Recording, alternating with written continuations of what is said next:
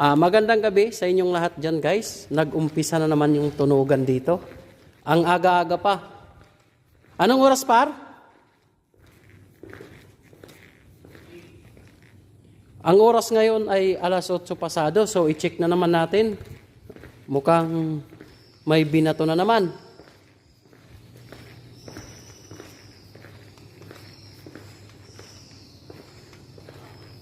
Kumalabog na naman. Anong atin? Di kayo magpakita. Sana. Wala.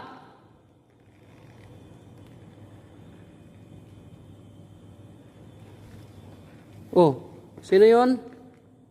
Wala.